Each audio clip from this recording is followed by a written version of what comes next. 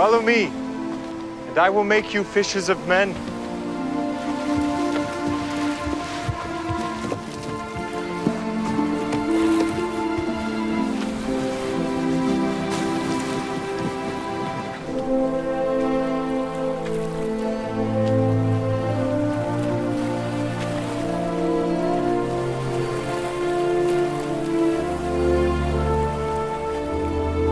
Come here after me, and I will make you to become fishers of men.